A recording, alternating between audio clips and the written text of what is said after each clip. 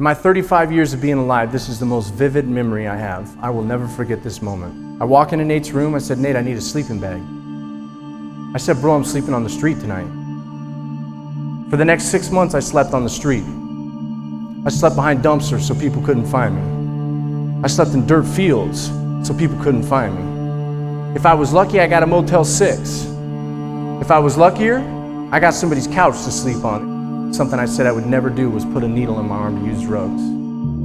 I've never been so ashamed of myself. I've never felt so much guilt in my life than when I was homeless. On January 22nd, I was arrested in a home that I broke into. 30 days later, I was sentenced to 4.5 years in prison. I told myself, I'm just smoking weed one time, that's it. This whole becoming homeless thing, losing all my friends, that'll never happen to me.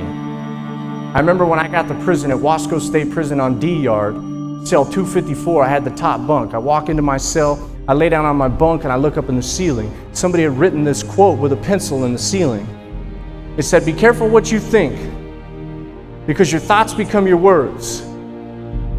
Be careful what you say, because your words become your actions. And I kept reading it over and over and over and over. It was making so much sense to me.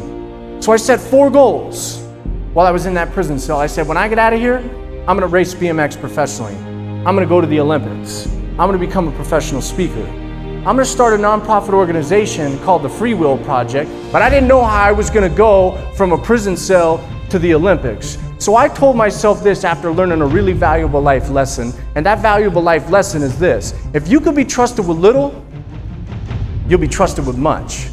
I told myself I'm gonna learn how to brush my teeth, but I'm gonna treat brushing my teeth like it's going to the Olympics. Then I learned how to make my bed. After I learned how to make my bed, I learned how to organize my stuff. After I learned how to organize my stuff, I learned how to physically train hard every single day in prison without taking any days off. If you want to be successful, work that routine every single day and sacrifice everything else that doesn't fall into your routine. I remember being at Tehachapi State Prison, 17 degrees outside, snowing on the yard.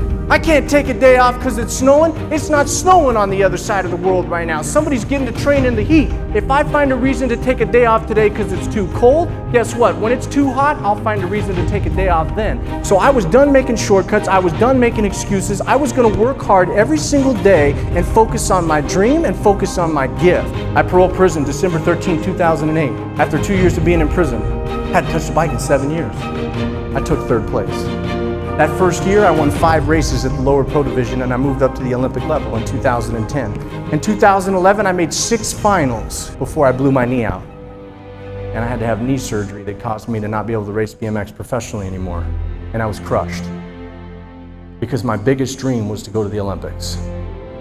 But I told myself, keep brushing your teeth, keep making your bed, keep organizing your stuff, stay focused, you'll find the reason that you blew your knee out. I started coaching BMX athletes in 2012. By 2016, my coaching had went from nobody wanted me to coach them to having 3 national champions, 2 world champions, and 25 athletes from Australia to Bolivia.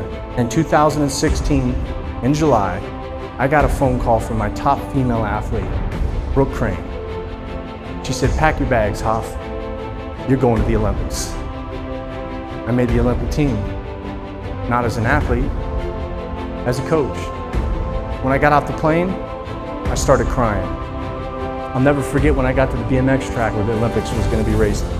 I started crying because I was so overwhelmed with gratitude.